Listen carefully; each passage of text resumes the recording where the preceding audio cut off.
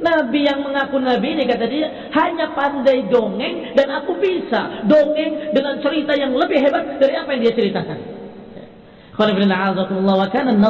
Maka Nadhr bin Harith adalah seorang yang memang paling memusuhi Nabi. Bahkan dijuluki di sini setan-setannya Quraisy. Wa mimman kana yu'di Rasulullah, dan yang paling menyakiti hati Rasulullah SAW.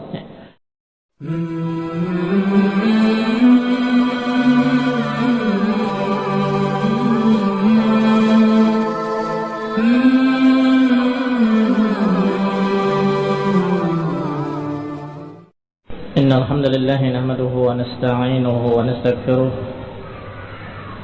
wa na'udzu billahi min shururi anfusina wa min sayyiati a'malina man yahdihillahu فلا مضل له ومن يضلل فلا هادي له وأشهد أن لا إله إلا الله وحده لا شريك له وأشهد أن محمدا عبده ورسوله صلى الله عليه وعلى آله وأصحابه والتابعين وتابع التابعين ومن تبعهم بإحسان إلى يوم الدين.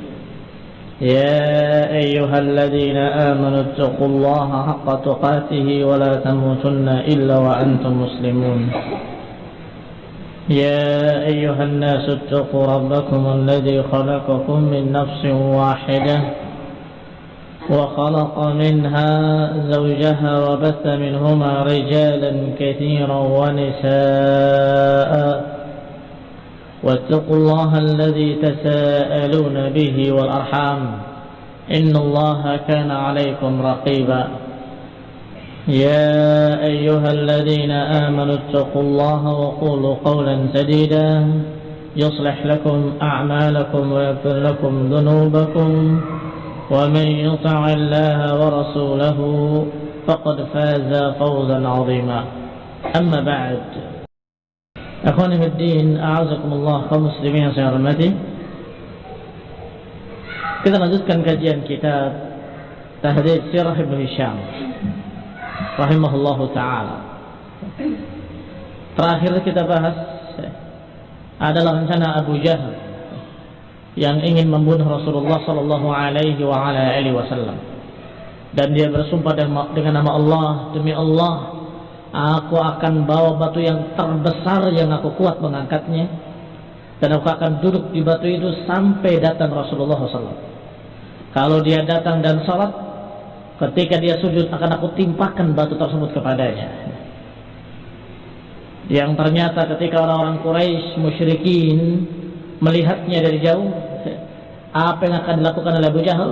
Ternyata justru melihat sesuatu yang luar biasa, sesuatu yang Allah takdirkan. Tiba-tiba Abu Jahal dalam keadaan sudah mengangkat batunya, tiba-tiba lari ketakutan dan menyatakan, sungguh aku melihat unta yang sangat ganas, yang sangat besar, yang aku tidak pernah melihat sebesar itu, dan tidak pernah melihat taring seperti itu, dan tidak pernah melihat seganas itu, dan dia akan memakan aku, kata Abu Jahal. Maka orang musyrikin Quraisy yang melihat sesuatu yang harusnya menjadi tanda-tanda kebenaran Rasulullah SAW dan tanda-tanda kesesatan mereka, tapi justru mereka selalu menyelewengkannya kepada sihir dan selalu menyatakan bahwa itu adalah sihir. Saharaka Muhammad, kata mereka sallallahu alaihi wa ala alihi wasallam. Maka yang berikutnya adalah kejadian Nadhr ibn al-Harith.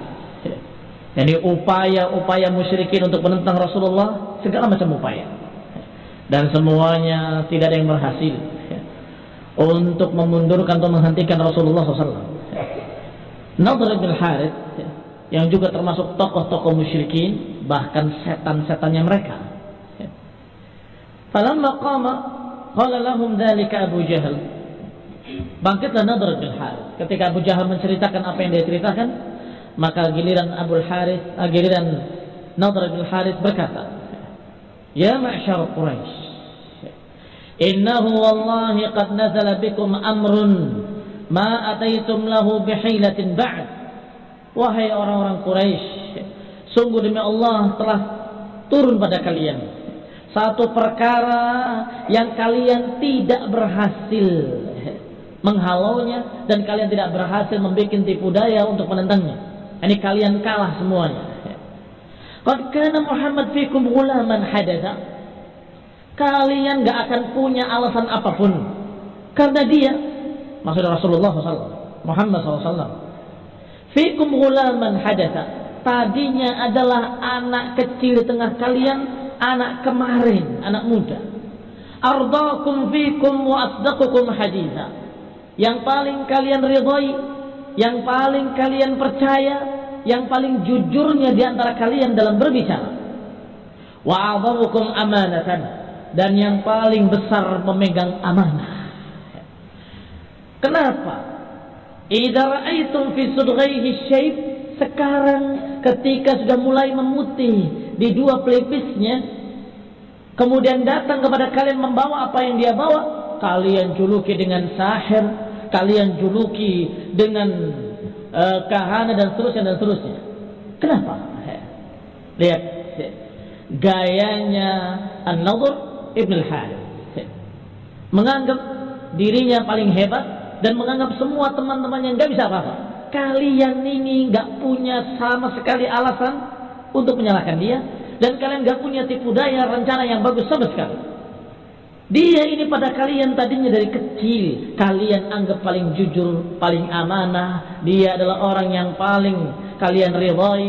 Kenapa sekarang ketika dia dalam keadaan sudah dewasa, ketika sudah syaifi sudghaihi, ketika sudah putih di kedua pelipisnya, kemudian kalian menunjukkan dengan kalimat tuduhan-tuduhan? Kenapa kalian kemudian mengucapkan dengan kalimat-kalimat sahir dan sebagainya?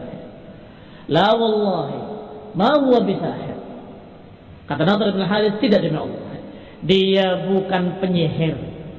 Laqad ra'ayna saharah wa nafsahum wa uqadahum. Sungguh aku tahu tukang sihir, aku tahu mantra-mantra mereka, dan aku tahu simpulan-simpulan mereka. Wa qultum kahin, kemudian kalian tuduh dengan kahin. La wallahi ma huwa bikahin, dia bukan tukang tenung, dia bukan tukang ramal. Faqad ra'ainal kahana, aku sudah sering lihat tukang-tukang ramal, tukang-tukang tenung. Wa takhalujahum wa sami'na sij'ahum, aku dengar bagaimana komat-kamitnya mereka dan apa yang mereka ucapkan dalam mantra-mantra mereka, aku tahu. Wa qultum syair, kemudian kalian bilang orang ini penyair. Padahal la wallah, tidak demi Allah, dia bukan penyair. Qad ra'ayna asy-syi'r, kami sering dengar syair-syair. Wa sami'na asnafahu kullaha, bahkan aku sudah mendengar syair-syair dengan berbagai macam model-modelnya, asnafnya, jenis-jenisnya, aku tahu semuanya. Hajjahu wa rizzahu, karena syair-syair itu ada bentuk-bentuknya. Ada bentuk syair dalam bentuk rijz, ada syair dalam bentuk apakah rajaz, atau syair dalam bentuk-bentuk lain, yang mananya syair dalam memuji seseorang, ada syair dalam mengeluhkan kematian, ada syair dalam menyemangatkan kebangkitan untuk jihad, kalau dulu bukan untuk jihad, untuk perang. Ada syair yang membangkitkan semangat kesukuan, ada syair macam-macam bentuk-bentuknya. Aku semuanya sudah tahu, dan apa yang diucapkan oleh dia bukan syair dan dia bukan penyair. Wa qultum majnun, kemudian kalian tuduh dengan majnun. La wallahi ma huwa bimajnun, tidak demi Allah, dia bukan orang gila. Laqad ra'ainal junun, kita sudah melihat orang yang gila kayak apa. Fama huwa bikhanqi, ini bukan cekikan jin sehingga orang itu kesurupan. Wala waswasati, dan bukan bisikan-bisikan jin. Wala takhlituhu, dan bukan pula bersatunya, bercampurnya jin, yang kesurupannya dengan jin, tidak. Karena majnun dari kata junna, kena jin maknanya. Sama sekali orang ini tidak seperti yang kalian gambarkan, bukan sahir, bukan kahin, bukan pula syair, bukan pula seperti yang kalian katakan majnun. Ya ma'syara Quraisy, wahai tokoh-tokoh Quraisy, wahai masyarakat Quraisy, fanzuru fi sya'nikum, lihatlah keadaan kalian, fa innahu wallahi nazala bikum amrun 'adzim. Lihatlah diri kalian, sungguh demi Allah telah datang kepada kalian sesuatu perkara besar. Wa kana an-Nadhr ibn al-Harith min syayatin Quraisy. Bahwa Nadhr ibn Harith ini termasuk setan-setannya musyrikin Quraisy. Yani kalimat ini bukan membela Nabi, bukan, tetapi dia menganggap bahwa kalian tuh menuduh dengan tuduhan-tuduhan yang bodoh, tuduhan-tuduhan yang salah semua. Kalian menuduh sahir salah, kalian menuduh syair salah, kalian menuduh majnun salah. Kemudian dia mengusulkan yang benar adalah bahwa orang ini tukang dongeng, katanya. Astagfirullahaladzim, astagfirullahaladzim. Sedangkan orang ini, An-Nadhr bin Harith, adalah orang yang pengalaman dan banyak dia mendapatkan cerita-cerita dan pelajaran-pelajaran tentang raja-raja terdahulu. Dia ke Romawi, ke Persia, dan dia mengetahui sejarah-sejarahnya. Sehingga dia memiliki cerita-cerita yang masyarakat Quraisy tidak mengerti apa-apa. Maka kalau Nadhr bin Harith cerita, mereka semuanya tercengang, duduk diam mendengarkan. Maka menurut Nadhr bin Harith, orang ini hanya pandai cerita. Aku lebih hebat dari dia. Nabi yang mengaku Nabi ini, kata dia, hanya pandai dongeng, dan aku bisa dongeng dengan cerita yang lebih hebat dari apa yang dia ceritakan. Maka Nadhr bin Harith adalah seorang yang memang paling memusuhi Nabi. Bahkan dijuluki di sini setan-setannya Quraisy. Wa mimman kana yu'di Rasulullah, dan yang paling menyakiti hati Rasulullah SAW. Wa yansibu lahul adawah, yang memusuhi, memasang permusuhan kepada Nabi SAW. Wa kana qad qadima al-hirah wa ta'allama biha ahadits mulukil Furs. Dan orang ini pernah singgah di daerah Hirah di Persia. Daerah Hirah ini, daerah Persia, ta'allama biha, dia belajar di sana tentang riwayat-riwayat raja-raja Persia. Wa hadis Rustum, cerita tentang Raja Rustum, dan juga tentang tokoh Isfandiar dan lain-lain dari kisah-kisah mereka. Wa kana idza jalasa Rasulullah sallallahu alaihi wa ala alihi wasallam majlisan fadzakkara fihi billah wa hadzara qaumahu ma asaba min man qablahu min al-umami min niqmatillah khalafa fi majlisihi. Maka Nadhr ibn al-Harith kalau melihat Rasulullah SAW duduk di satu tempat, memperingatkan kaumnya, dzakkara fihi billah, memperingatkan kaum muslimin, memperingatkan manusia untuk ingat Allah, untuk beribadah kepada Allah, wa hadzara qaumahu ma asab, dan memperingatkan kaumnya dari apa yang pernah menimpa orang-orang yang sebelum mereka, min umamin, dari umat-umat terdahulu, yani min nikmatillah, apa yang telah menimpa mereka dari nikmatillah, dari adat-adat Allah. Lihat kalau pakai qaf, nikmah maknanya adat, tapi kalau pakai ain, ni'mah artinya kenikmatan. Maka ni'mah dengan nikmah itu justru bertentangan 180 derajat. Nikmah kenikmatan, nikmah itu adab, siksaan. Maka kalau Rasulullah SAW memperingatkan umatnya dari bahaya adab Allah yang pernah turun pada umat-umat terdahulu, maka nunggu Nadhr bin Harith, nunggu sampai Rasulullah SAW selesai. Maka ketika selesai Rasulullah SAW, khalafahu fi majlisihi idza qama, kalau Rasul sudah berdiri, khalafahu, digantikan posisinya oleh Nadhr bin Harith. Yani kalau di sini misalnya berbicara, maka Rasulullah SAW pergi, orang itu duduk di tempat Rasul, di tempat yang sama. Kemudian menceritakan cerita-cerita yang dia punya. Kemudian berkata, ana wallahi ya ma'syar Quraisy ahsan hadisan minhu. Aku, wahai orang-orang Quraisy, lebih bagus ceritanya daripada orang ini. Fahalumma ilayya ma ana uhaddithukum ahsan min hadithih. Marilah kemari, berkumpullah. Aku akan ceritakan kepadamu cerita-cerita yang jauh lebih bagus dari cerita-cerita dia. Aku akan ceritakan pada kalian dongeng-dongeng yang lebih bagus daripada dongengnya dia. Tsumma yuhaddithuhum an muluki Faris. Mulai dia bercerita tentang raja-raja Persia, bercerita tentang Rustum, tentang Isfandiar. Tsumma yaqul bimada Muhammad ahsanu haditsan minni. Setelah selesai cerita, dia berkata, menurut kalian apa yang menyebabkan Muhammad itu lebih bagus ceritanya dari aku? Bukankah aku lebih bagus ceritanya dari dia? Apa yang dikatakan olehnya hanya asatirul awwalin, hanya cerita-cerita terdahulu, cerita-cerita kuno. Rasulullah SAW menceritakan tentang kaum 'Ad, kaum Tsamud yang diazab oleh Allah SWT, menceritakan tentang kaum Nuh yang ditenggelamkan oleh Allah SWT, menceritakan tentang azab yang Allah timpakan pada umat-umat terdahulu. Tetapi Nadhr ibn Harith menganggap bahwa itu dongeng, dan aku pun punya dongeng yang lebih bagus, kata Nadhr ibn Harith. Maka ikhwan fillah a'azakumullah, kata Ibnu Abbas ketika menafsirkan ayat Allah Subhanahu wa taala tentang masalah asatirul awwalin, kata beliau, sungguh telah turun 8 ayat dalam Al-Qur'an.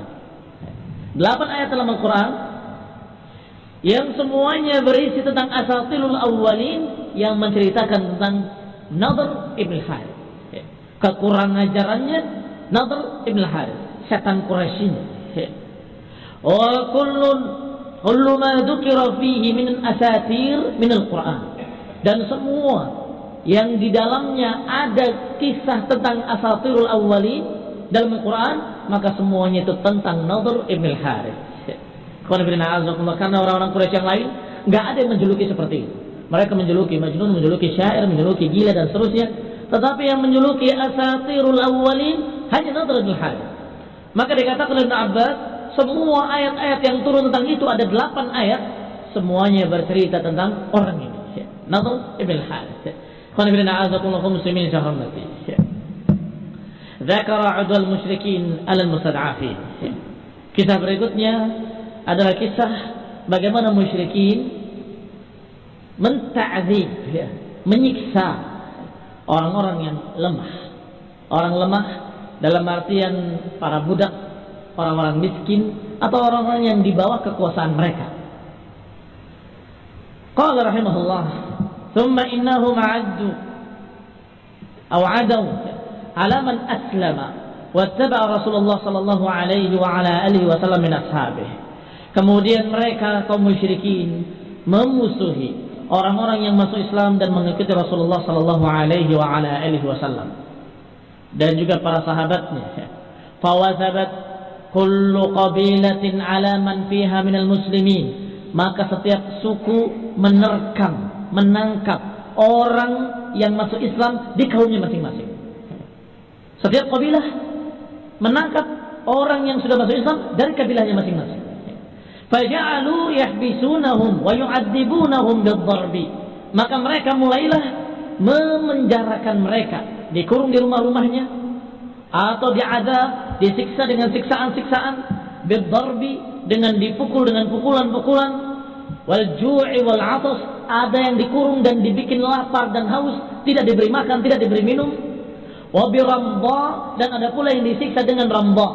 Ramdha itu padang batu, bukan padang pasir. Padang batu yang kalau siang itu panasnya, daging mentah diletakkan di situ jadi matang, karena panasnya, jadi masak dia. Ini namanya ramdha. Di daerah Mekah, idza staddal har, ketika sudah mulai terik panas matahari, sudah mulai panas, maka mereka bawa orang-orang itu, mereka akan letakkan di batu-batu tadi. Man istud'ifu minhum yaftinunahum an dinihim, mereka menyiksa orang-orang yang lemah kedudukannya dari kalangan mereka untuk difitnah dari agama mereka, agar keluar dari agamanya. Faminhum man yuftan min syiddatil bala'i alladhi yusibuhu, karena kerasnya siksaan mereka, di antara mereka ada yang terfitnah. Terfitnah artinya terbawa oleh mereka, kalah karena kerasnya siksaan. Wa minhum man yaslub, tapi di antara mereka ada yang kokoh kuat, betul-betul kokoh kuat terhadap mereka.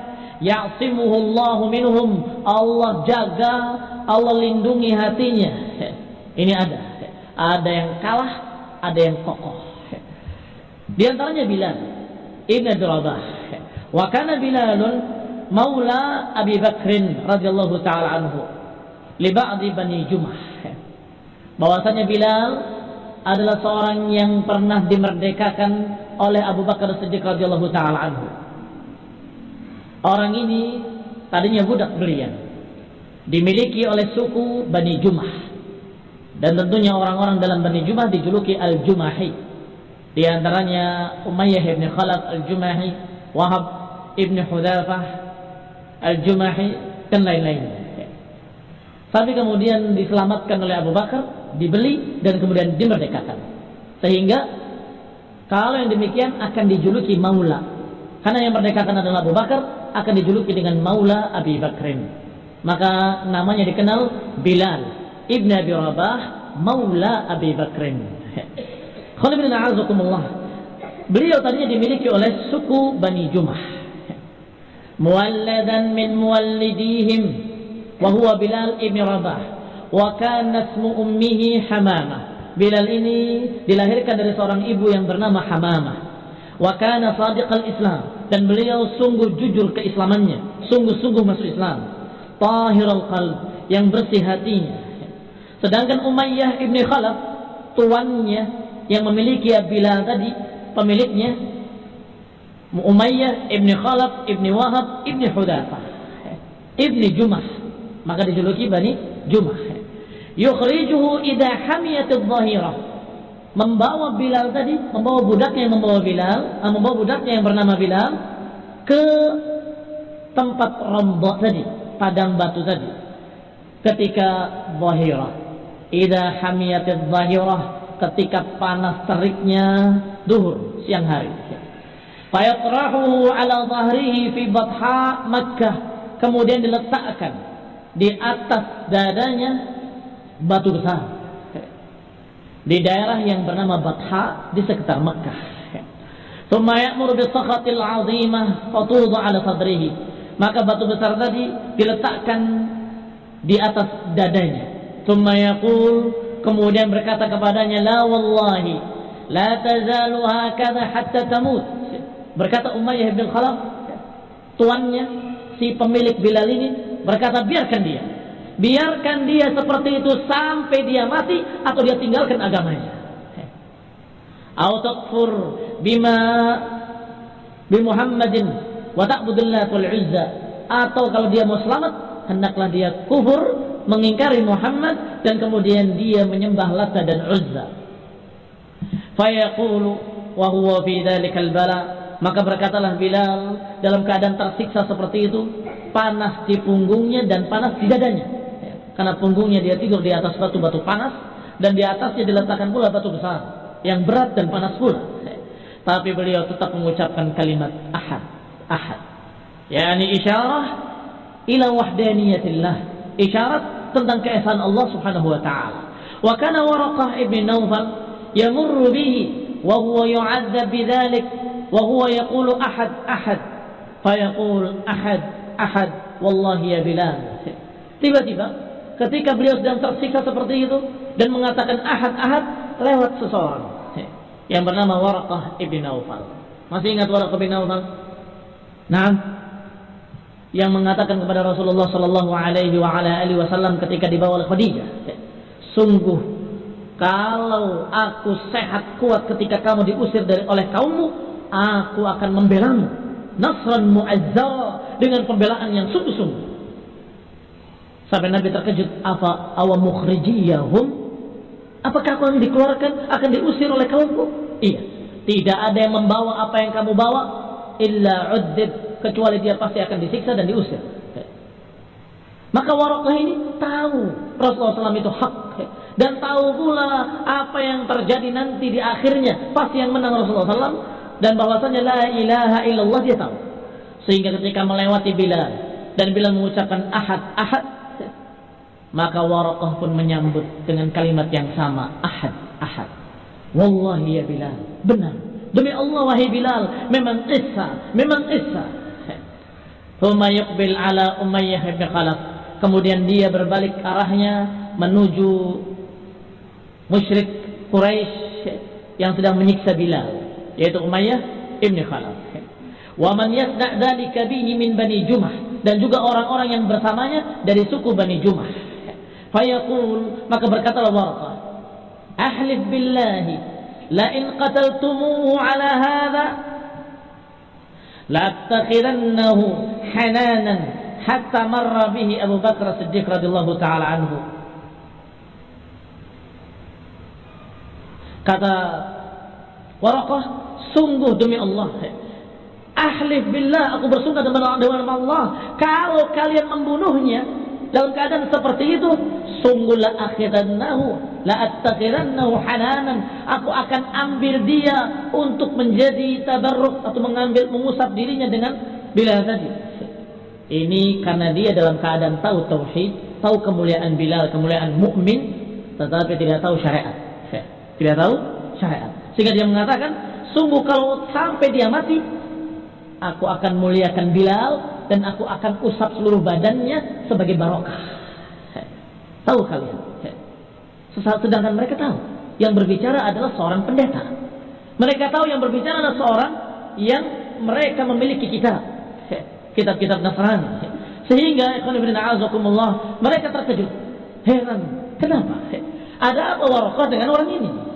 Padahal ini agamanya lain, ini agamanya lain.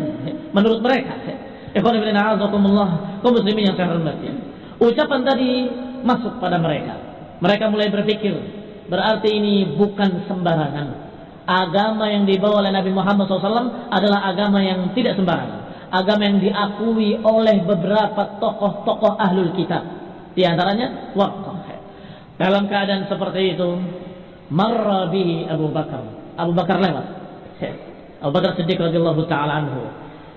Yauman, pada suatu hari, wa hum yasna'una bihi dzalik. Ini pada suatu hari yang lain, bila disiksa dengan siksaan yang sama, maka Abu Bakar yang melewatinya. Faqala li Umayyah bin Khalaf, maka berkata kepada Umayyah bin Khalaf, ala tattaqillah fi hadzal miskin, tidakkah engkau takut kepada Allah? Hendaklah engkau takut kepada Allah, kasihanilah orang yang miskin ini. Hatta mata, sampai kapan kamu mau siksa? Qala antal ladzi afsadtahu, kata Umayyah bin Khalaf, engkau yang telah merusak dia, engkau yang telah merusak agamanya.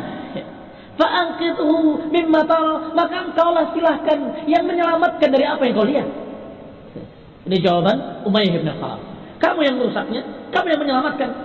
Maka berkatalah Abu Bakar As-Siddiq radhiyallahu taala anhu, af'al, iya, aku lakukan, aku yang akan menyelamatkannya. Indi gulamun aswad ajlad minhu wa aqwa ala dinik wa a'tihu bihi, a'tihu bihi. Mau? Aku punya budak yang lebih kuat, lebih kokoh, lebih hitam dan lebih berpegang dengan agamamu. Ini musyrik. Aku akan lepaskan kalau engkau melepaskan Bilal. Demikian tawaran Abu Bakar Siddiq radhiyallahu taala anhu. Qala qad qabilt, kata Umayyah, iya, aku terima. Faqala huwa lak, maka kata Abu Bakar, maka budakku itu milikmu, ambil. Fa'atahu Abu Bakar Siddiq radhiyallahu taala anhu gulamahu, maka Abu Bakar memberikan budaknya yang masih kafir, yang sangat kokoh kesyirikannya, diberikan kepada Umayyah bin Khalaf. Wa akhadahu fa'ataqahu, maka setelah itu dimerdekakanlah Bilal oleh Abu Bakar As-Siddiq radhiyallahu taala anhu. Maka dijuluki dengan Maula Abi Bakrin. Kalau budak yang dilepaskan dimerdekakan oleh Ibnu Umar, maka dijuluki Maula Ibnu Umar. Nah, ثم أعتق معه على الإسلام قبل أن يهاجر إلى المدينة 6 رقاب. Dan Abu Bakar bukan hanya menyelamatkan Bilal, beliau memerdekakan 6 orang yang lain. Di samping Bilal ibn Abi Rabah, kemudian beliau juga a'taqa ma'ahu, merdekakan bersamanya di atas Islam, karena keislamannya sebelum beliau hijrah ke Madinah. 6 riqab, 6 budak, yaitu Bilal sabi'uhum, berarti Bilal yang ketujuhnya. Siapa yang dimerdekakan oleh Abu Bakar Siddiq radhiyallahu taala anhu karena keislamannya, kemudian disiksa oleh tuannya, Amir ibn Fuhairah wa Ummu Ubaid wa Zunairah, atau dipanggil juga dengan Zinnirah, wa Usaid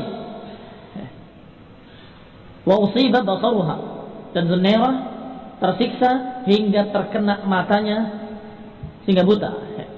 Hina a'taqaha, dimerdekakan dalam keadaan sudah buta. Faqalat Quraisy, maka berkata Quraisy, ma adhaba basaraha illa Lat wal Uzza. Ketika Zunairah ini dalam keadaan buta karena mereka siksa, mereka berkata, tidaklah menghilangkan pandangan matamu kecuali Lat dan Uzza, katanya. Faqalat, maka berkata wanita tadi, kadzabu wa baitullah ma tadurru Lat wal Uzza wa ma tanfa'ani faradallahu basaraha. Sungguh mereka berdusta, tidak demi Allah, demi Rabbal Ka'bah. Ma tadurru Lat wal Uzza, Lat dan Uzza tidak akan memberikan madarat apapun. Wa ma tanfa'ani, dan keduanya tidak akan memberikan manfaat apapun, tidak memberikan madarat dan tidak memberikan manfaat.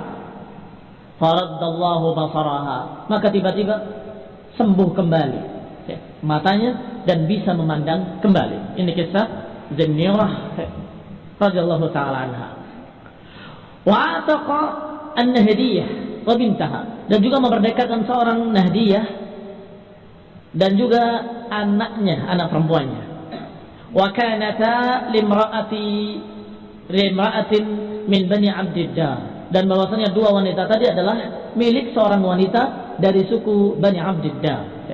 Famarra bihima wa qad ba'athahuma sayyidatahuma bittahin laha wa hiya taqul wallahi la a'tikuma abadan. Ketika Abu Bakar melewatinya dalam keadaan kedua wanita tadi sedang diseret atau sedang dibawa oleh pemiliknya, sayyidahnya, bittahini laha, wa hiya taqul, dalam keadaan berkata, tahin itu alat untuk menumbuk, alat untuk menumbuk sesuatu, batu dipakai untuk menumbuk, itu namanya tahin, tahin miliknya.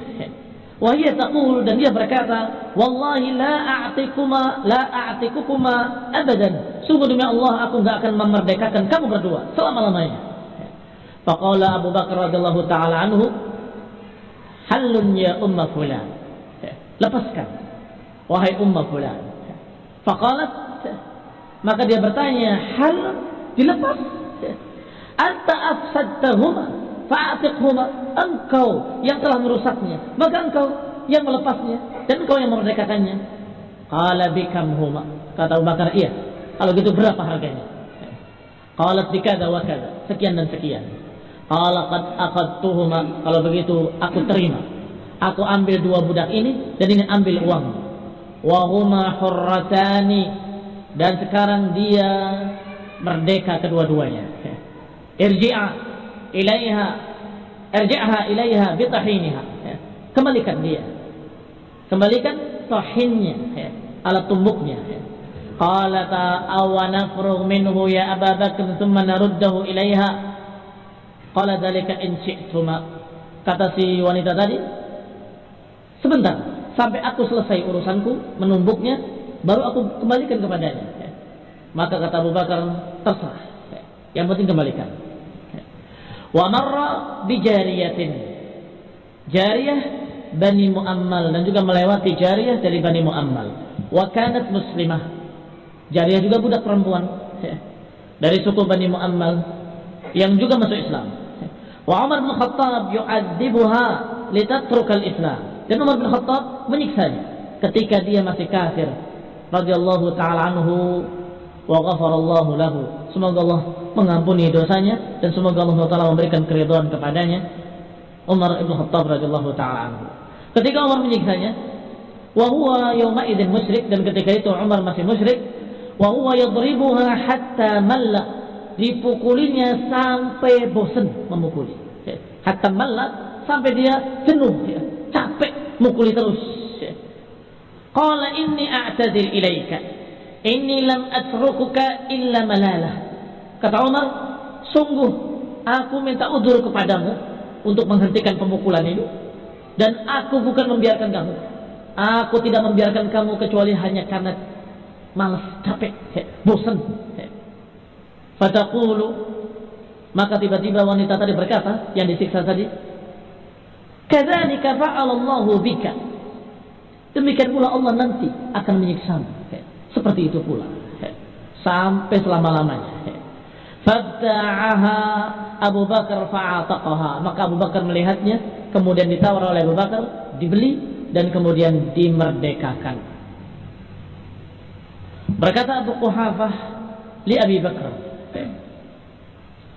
Abu Quhafah adalah bapaknya Abu Bakar Siddiq radhiyallahu taala anhu. Dia berkata kepada anaknya, yaitu Abu Bakar, "Ya bunayya, inni araka tu'tiq riqaban di'afan." Wahai anakku, aku melihat engkau memerdekakan budak-budak yang lemah. Falau annaka idza fa'alta a'taqta rijalan juldan yamna'unaka wa yaqumuna dunaka. Kalau saja engkau itu memerdekakan budak-budak yang kokoh kuat, budak-budak yang gagah berani, yang nanti mereka akan membelamu, mendukungmu, dan akan tegak di sekitarmu membelamu. Karena orang yang memerdekakan budak ada hubungan, namanya hubungan al-wala. Al-wala'u liman a'taq, kata Nabi SAW dalam hadis yang sahih. Al-wala'u liman a'taq. Hubungan perwalian itu untuk yang memerdekakannya. Maka kalau Abu Bakar melepaskan orang-orang yang kuat, yang kakah berani, jild, maka niscaya mereka akan menjadi wali-walinya, pelindung-pelindungnya, pembela-pembelanya. Akan ada hubungan ini, maulanya Abu Bakar, maulanya Abu Bakar, maulanya Abu Bakar, maulanya Abu Bakar. Kata bapaknya, berpikir secara urusan-urusan dunia. Kamu memerdekakan banyak orang, tapi sayang, yang kamu merdekakan orang-orang lemah. Kenapa enggak orang-orang yang kokoh kuat supaya nanti akan membelamu? Maka berkatalah Abu Bakar menjawab ucapan orang tuanya, "Ya abati, inni innama uridu ma uridu lillahi azza wa jalla." Wahai ayahku, inni innama urid, sesungguhnya yang aku inginkan, ma uridu lillahi azza wa jalla. Uridu ma urid lillahi azza wa jalla. Aku menginginkan apa yang aku inginkan untuk Allah azza wa jalla. Ini bukan untuk diriku sendiri, supaya aku dibela, supaya aku punya pengikut banyak, supaya aku punya pendukung, bukan. Tetapi karena aku menginginkan dari Allah pahala. Ini keikhlasan Abu Bakar Siddiq radhiyallahu taala anhu. Wa kanat Banu Makhzum yukhrijuna bi Ammar ibn Yasir. Sedangkan Bani Makhzum mengeluarkan dari rumahnya Ammar ibn Yasir dan bapaknya dan ibunya. Bapaknya adalah Yasir, ibunya adalah Sumayyah. Wa kanu ahla baiti Islam. Keluarga ini keluarga yang sudah masuk Islam. Bapaknya, ibunya dan anaknya Ammar ibn Yasir. Idza hamiyatid dhahirah, seperti biasanya mereka menyeretnya di siang hari terik panas matahari. Yu'adzibunahum bi ramdha Makkah. Sebagaimana biasanya mereka siksa di padang batu di Mekah di siang hari ketika terik-teriknya panas. Fayamurru bihim Rasulullah sallallahu alaihi wa ala alihi wasallam. Maka Rasulullah melewati mereka, melewati keluarga Ammar yang sedang disiksa. Maka Rasulullah mengucapkan kalimat, "Sabran ala Yasir, mau'idakumul jannah." Sabarlah wahai keluarga Yasir, sesungguhnya janji Allah kepada kalian adalah surga. Sabran ala Yasir, fa inna mau'idakumul jannah. Demikian mereka siksa. Amma ummuhu faqataluha wa hiya ta'ba illa al-Islam. Adapun ibunya maka disiksa sampai terbunuh, sampai mati karena menolak keislaman. Disiksa dengan panas, disiksa dengan api, sampai kemudian disiksa dengan besi yang panas membara. Ditusuk dari kemaluannya sampai keluar dari mulutnya. Maka matilah Sumayyah yang dijuluki dengan syahidah pertama dalam sejarah Islam. Wanita yang syahid pertama kali dalam sejarah Islam adalah beliau ini, Sumayyah, ibunya Yasir, ibunya Ammar ibn Yasir, Ummu Ammar radhiyallahu taala anha wa ardhaha. Wa kana Abu Jahal fasiq, dan maksudnya Abu Jahal seorang yang fasik musyrik, alladhi yughri bihim fi rijalin min Quraisy. Dia dalam keadaan yang membuat semangat mereka menyiksa orang-orang tadi. Yang yughri bihim, membuat ighra, membuat semangat. Fi rijalin min Quraisy, dengan orang-orang dari kalangan Quraisy, idza sami'a bir rajul qad aslam lahu syarafun wa man'ah annabahu wa akhzahu. Abu Jahal kalau melihat orang masuk Islam dalam keadaan punya kemuliaan, punya kedudukan, punya ketinggian, maka niscaya Abu Jahal akan merendahkannya, mengejeknya, mencercanya. Annabahu wa akhzahu, direndahkan dan dilecehkan. Kalau yang masuk Islam itu orang lemah, maka niscaya dia akan suruh pemiliknya. Kalau itu adalah budak, maka dia pemiliknya. Kamu biarkan budakku masuk Islam. Kamu ini enggak begini dan begitu. Dibikin semangat untuk menyiksa budaknya. Dan begitulah Abu Jahal. Wa qala, dan Abu Jahal berkata, tarakta dina abik wa huwa khairun mink. Engkau tinggalkan agama bapakmu, padahal bapakmu lebih baik dari kamu. Lanusaffihanna hilmak, sungguh aku akan menganggap bodoh pemikiranmu.